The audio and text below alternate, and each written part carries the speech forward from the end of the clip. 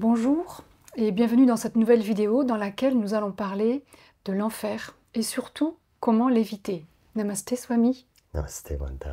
C'est un vaste sujet que nous allons aborder et entouré, auréolé, on pourrait dire, de mystère, cette notion d'enfer. Il y a beaucoup de traditions, de mythologies qui le décrivent comme un lieu infernal, en fait, invivable. Je vais d'ailleurs, si tu le permets, faire référence à la vision qu'en avaient les Grecs anciens. Dans la Grèce ancienne, on croyait que les âmes des morts descendaient du tombeau dans l'Hadès, vaste caverne qui s'étendait à l'intérieur de la terre. Là régnaient les dieux de l'enfer. Au-delà de l'océan se trouvaient les îles fortunées où étaient miraculeusement transportés les héros. Tout d'abord, Swami, pour comprendre qu'est-ce que l'enfer, dans le sens étymologique, ça vient du latin infernus, d'en bas, des enfers, dérivé de infer, qui est au-dessous. On le décrit en fait comme un lieu particulièrement sombre, inférieur. Et pour compléter un peu cette définition, selon la religion chrétienne, c'est le lieu où sont suppliciés les damnés. C'est là où errent les âmes des morts qui attendent la venue du Christ pour être délivrés ou sauvés. Alors, est-ce que ce sont des mythologies? Est-ce que c'est une réalité? Et finalement, est-ce que l'enfer existe vraiment? Oui. C'est peut-être pas la bonne réponse que tout le monde attend, mais de mon point de vue, l'enfer existe vraiment. Il commence sur Terre et il se poursuit au-delà. Après, la façon dont on l'exprime, à travers les religions, il y a toutes sortes de symbolismes, et ce sont des images pour que ça nous parle en tant qu'être humain. Ma perception, elle est différente. Mais le point de départ, c'est cette question que tu as posée, qui est tout à fait légitime. On doit se demander, au fond, est-ce que tout ça, c'est pas des inventions pour nous faire peur, pour nous amener à nous conduire de telle ou telle façon, sinon tu iras en enfer, hein, c'est des expressions. Ma perception, c'est que c'est pas lié directement à telle ou telle morale, je m'en expliquais tout à l'heure, mais sur le fond, est-ce que l'enfer existe vraiment, c'est-à-dire un lieu de souffrance, de très grande souffrance, qui va concerner notre âme, donc pas seulement ce corps, donc après la mort. Est-ce que cela existe? Ma réponse, elle est oui. Je crois que ça n'étonnera personne.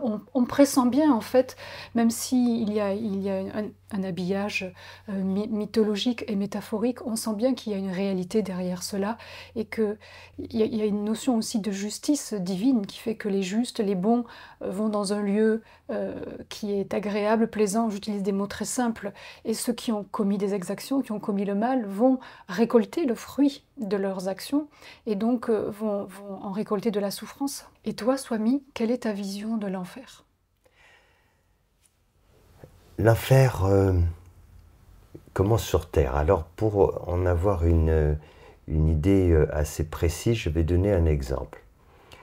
L'enfer, pour moi, ce n'est pas un lieu où on irait et qu'on va souffrir, on va être, voilà, comme tu parlais de la mythologie, c'est pour que ça parle aux gens. Et on voit des personnes qui sont brûlées, tu iras brûler en enfer. Évidemment, on n'est pas dans un corps quand on le quitte.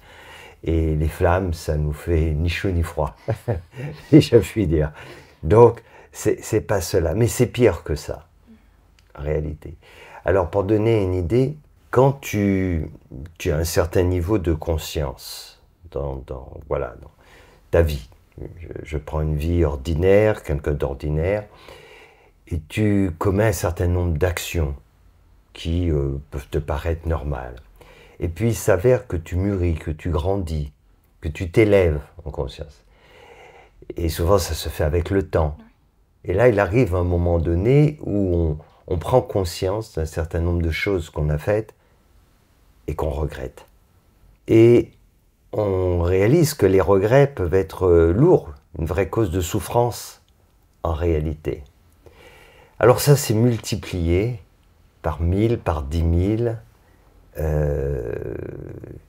sur le plan de la conscience. Alors, L'enfer, c'est cela. C'est en fait la prise de conscience. Il s'avère qu'à un moment donné, dans l'entrevie, quand on a fini cette vie sur Terre, il y a, avant notre nouvelle incarnation, que certains appellent l'entrevie en fait, mais qui est une vie qui se poursuit sur un autre plan, des prises de conscience qui se font. Alors plus ou moins. Mais ces prises de conscience, elles sont terribles.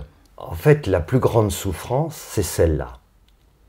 C'est de réaliser toutes nos erreurs, nos égarements, mais nos exactions, les souffrances qu'on a infligées. Et ça, c'est vraiment l'enfer. C'est une souffrance terrible. C'est comme quelqu'un qui vit dans l'obscurité la plus totale et qu'on oblige à voir la lumière. Ça nous rend aveugle, on veut fermer les yeux, mais sauf que là, on ne peut pas fermer les yeux. Oui. Et donc, c'est une cause de souffrance terrible. C'est ce qui nous amène d'ailleurs à revenir sur Terre. Pas seulement quand il faut comprendre la notion de karma.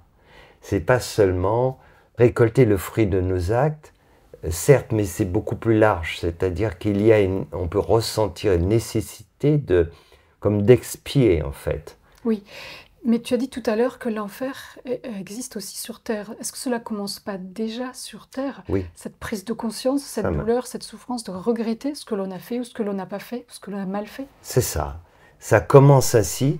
Et plus on prend conscience de cela, et plus les actes qu'on a commis par ailleurs n'étaient pas justes, ou voire étaient mauvais, ignobles, etc., et plus ces souffrances va être dur. D'autant que tu disais que c'était amplifié. Même si ce sont des manquements, des fautes mineures, la souffrance va quand même être amplifiée. Elle va être amplifiée d'autant que on peut vivre une vie qui nous paraît tout à fait correcte, voire même où on a l'impression qu'on n'a fait que des belles choses. Mais quand on quitte ce monde et on s'élève en conscience, c'est là qu'on voit tout ce qu'on n'a pas fait de bien. Voilà. Et là, c'est une souffrance qui est terrible. Donc, en fait, c'est inévitable pour les uns et les autres.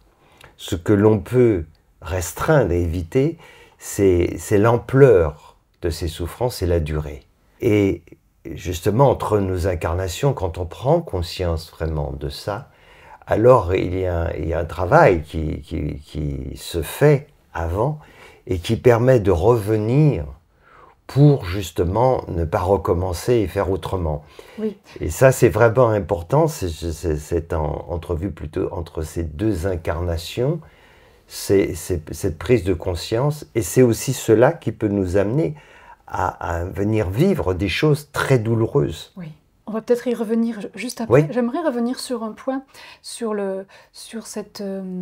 cet examen de conscience qui fait qu'on réalise, on prend conscience de nos actes et de leur portée. Est-ce que c'est en lien avec ce que vivent les personnes qui s'apprêtent à mourir, qui ont un accident ou qui pensent qu'elles vont mourir et qui voient tout le film de leur vie dérouler? Est-ce qu'on peut rapprocher de cela, d'avoir cette vision globale et de pouvoir faire un peu un examen de conscience de sa vie? Alors, pas tout à fait, parce que quand on voit le déroulé de notre vie, ça ne veut pas dire qu'on a un jugement sur tout cela quand on va quitter ce monde. Mais ça défile, c'est comme il y a un accident qui est en train de se produire et on a quelques secondes qui paraissent interminables, et dans ce laps de temps, on peut voir plein de choses défiler, et notamment réaliser qu'on ne pensait pas qu'on allait mourir comme ça, etc. Oui. Là, c'est ce que tu dis, l'examen de conscience, c'est par rapport à nos valeurs d'aujourd'hui, on regarde notre passé. Et ça peut effectivement, par rapport à ce regard d'aujourd'hui, neuf, on peut avoir un regard très critique sur nos actions commises, etc. Voilà. Mais ça reste toujours empreint d'une certaine morale. La différence, quand on s'élève en conscience, c'est que c'est plus une histoire personnelle. On sait ce qui est juste et ce qui ne l'est pas. Et c'est ça qui fait toute la différence. Parce que, quelles que soient les actions qui sont faites dans ce monde, et il y a toujours des personnes qui les justifient, tout le temps. Et voilà, donc en fait, on n'est jamais sûr d'être dans le vrai. Oui. Et donc, ce sont les vérités du moment, ce sont des opinions, etc. Mais cela peut nous faire souffrir quand même, parce qu'il arrive un moment donné, on peut considérer par notre expérience, notre maturité, que ces actes que l'on a commis, on n'aurait pas dû le faire. Mais quand on quitte ce monde, là, c'est plus une affaire qui est en rapport avec nous ou tel système de croyance. On le sait. C'est une certitude. Ce sont des vérités universelles qui se révèlent à nous. Et là, on le sait. Oui, on est parfois aidé aussi, on est souvent aidé pour prendre conscience. Dans les régressions, j'ai accompagné beaucoup de régressions, et quand on sent qu'on quitte son corps, que la personne arrive en fin de vie et quitte son corps, il y a souvent la présence d'êtres de proches, d'êtres bienveillants, d'êtres de lumière, de guides en fait, qui aident à...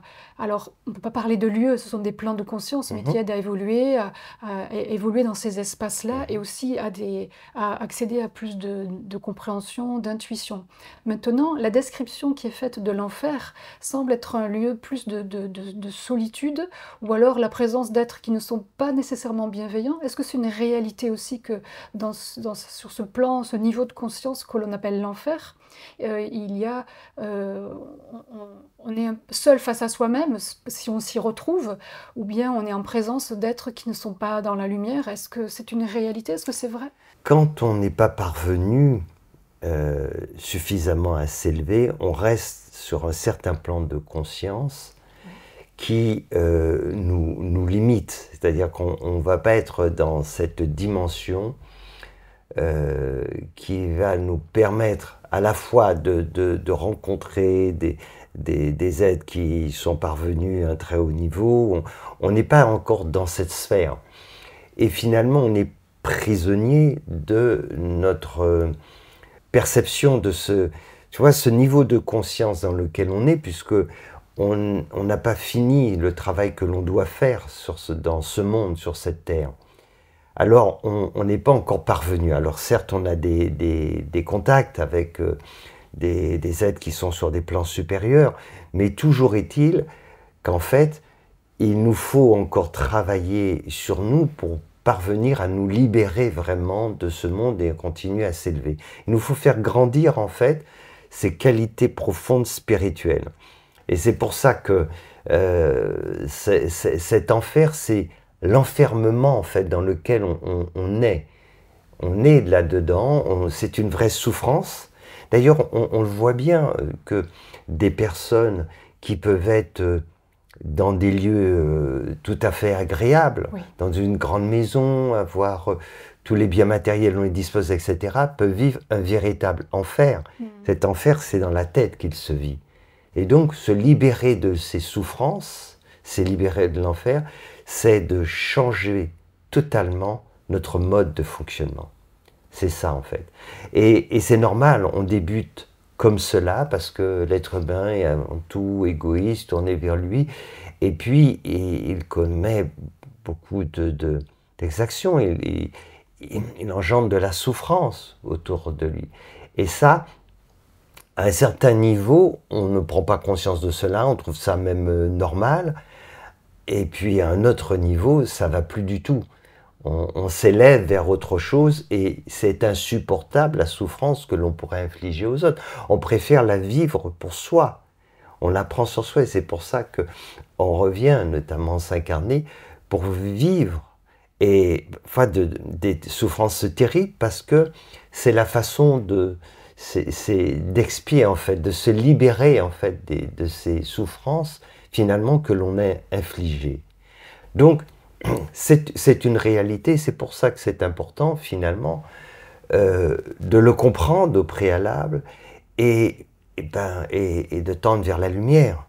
C'est pour éviter justement de vivre cela. Oui, Hein? mais est-ce que c'est pas un peu inévitable dans ce cheminement, dans ce processus, comme tu as expliqué aussi que pour parvenir à rejoindre la lumière, il faut traverser un tunnel sombre, il faut traverser cette obscurité. Est-ce que c'est pas ça finalement, Oui, sur un plan métaphorique, symbolique, c'est pas un lieu où on va aller, où on va brûler dans des flammes entourées de démons, mais c'est quand on va prendre conscience de ce que l'on a fait, de nos actes, et à moins d'être délivré de tout du karma, d'agir parfaitement bien, on passe tous inévitablement par ce chemin-là. Donc finalement, est-ce que c'est pas un peu inévitable de le vivre chacun à sa manière, cet enfer? oui, absolument. Mais la différence, c'est que ça peut être beaucoup plus rapide Oui, ou alors ça peut être beaucoup plus long. Et justement, ce que disait ce fameux tunnel, si on refuse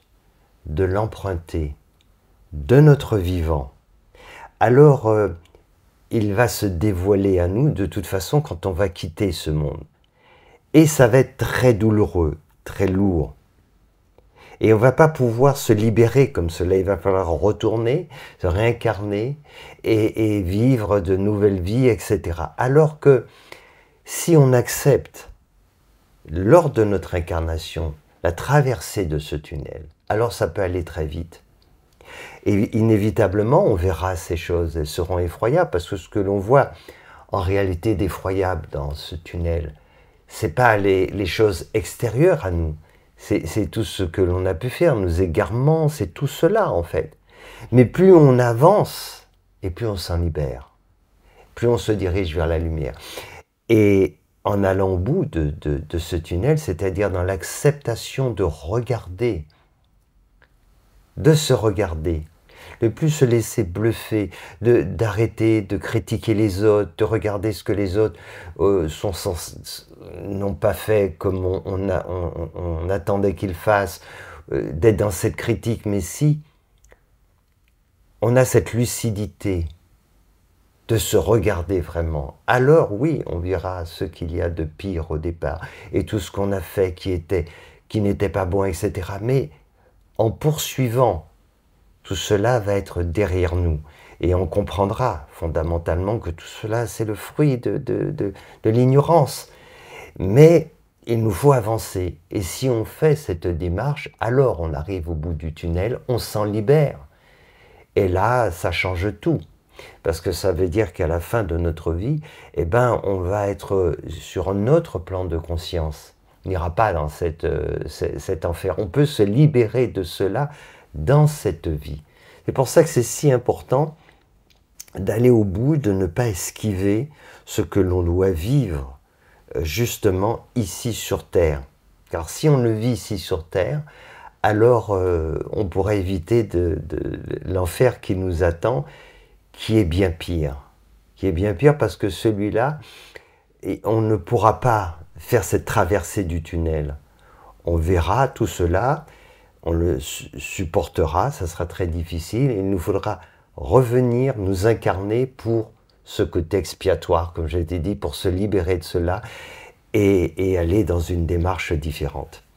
C'est pour ça que c'est si important cette incarnation et de ne pas s'égarer. C'est pour ça que je le recommande toujours à tous les chercheurs, ne perdez pas une seconde de votre temps, être dans la critique des autres, mais remettez-vous en cause.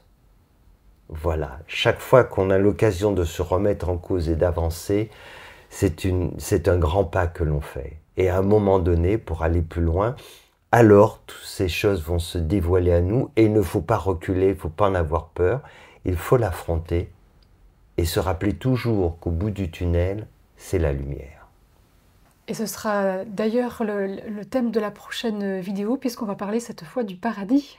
Exactement. Donc si vous voulez recevoir être informé des nouvelles vidéos qui sortent, je vous invite à vous abonner à la chaîne d'Amédée, et ainsi, en activant aussi la cloche pour recevoir les notifications, vous recevrez un message pour savoir quand une nouvelle vidéo sort. On se donne rendez-vous pour une prochaine vidéo, donc sur le paradis. On se donne rendez-vous au paradis. C'est ça. Avec plaisir. Avec moi. Avec plaisir. Namaste Swami.